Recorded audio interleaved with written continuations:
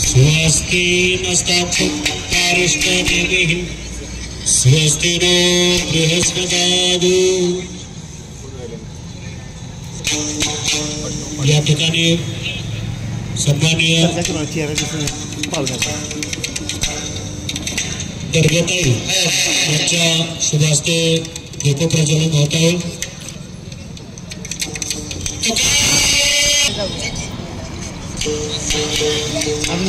दीपप्रज्वलन झालेलं आहे। यानंतर स्वर्गीय श्रीमंत छत्रपती अभयसिंहराजे भोसले भाऊसाहेब महाराज यांच्या प्रतिमेचे पूजन होईल आणि कार्यक्रमाला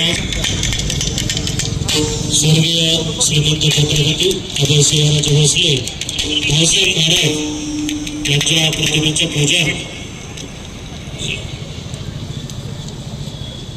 माजी उपनगराध्यक्ष माननीय जयंतरावदादा चव्हाण यांनी केलेलं आहे। ज्येष्ठ नागरिक आपण सर्वांनी या ठिकाणी महिलांनी पुढे येऊन प्रतिमेचे पूजन करायचे आहे। रणरागिणी ग्रुप विलासपूर गोळीबार हरि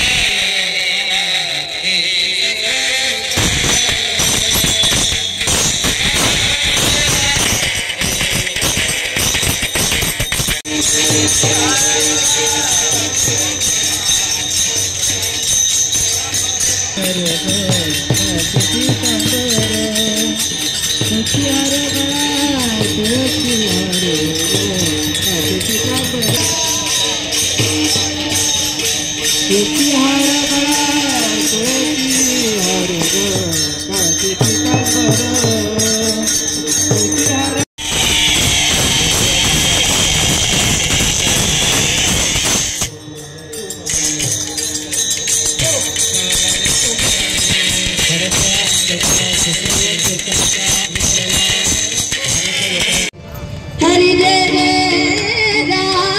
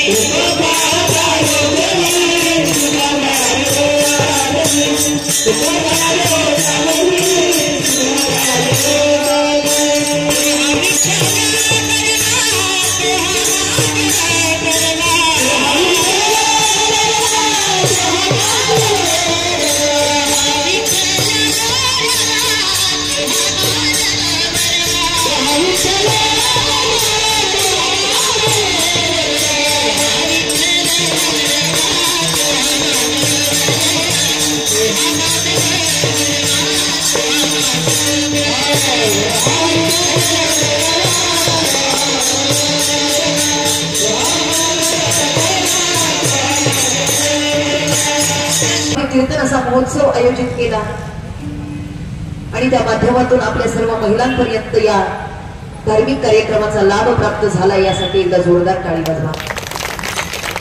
आनंद आहे. कोण करतं कीर्तन आयोजन, कोण करतं हे सगळं, असं कुणी करत नाही. लक्षात ठेवा,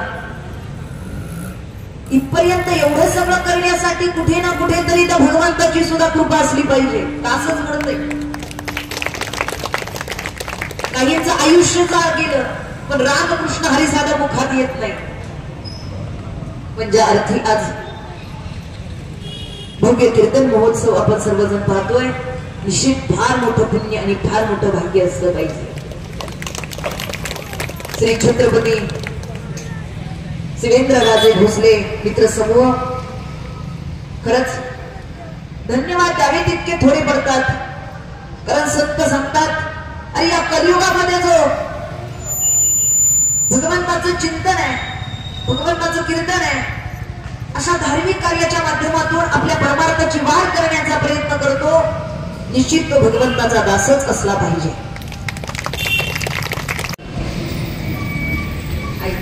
प्रपंचाचं प्रदर्शनच केलं जातं कारण प्रपंचाचं दुसरं नावच प्रदर्शन आहे आणि परमार्थाचं दुसरं नाव आत्मदर्शन आहे.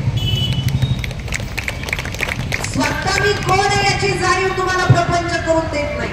प्रपंच विसरायला लावतो मी कोण आहे, कशासाठी आलो.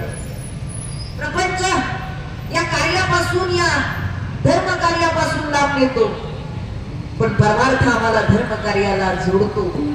म्हणून प्रपंचाचं प्रदर्शन किती करा ते प्रदर्शनच करते. आपण ज्या माध्यमातून कीर्तन ऐकतोय यांचा अभंग आहे जगद्गुरु तुकोबार आहे, ज्यांनी आपल्या स्वतःच्या जीवनामध्ये भगवंताची सेवा, भगवंताची भक्ती केली. तुका म्हणे एक धनी विठ्ठल मी सेवक. आयुष्यभर ज्यांनी श्रद्धेनं भक्तीनं आपल्या भगवंताची आराधना केली असे तुकोबार आहे. निश्चित त्यांचे विचार आपण आज ऐकत आहोत. लक्ष देऊन ऐका. प्रत्येकाला कीर्तनात, प्रत्येकाला भजन हे पटतं अशातला भाग नाही. काही लोक याला नावं ठेवणारी आहेत.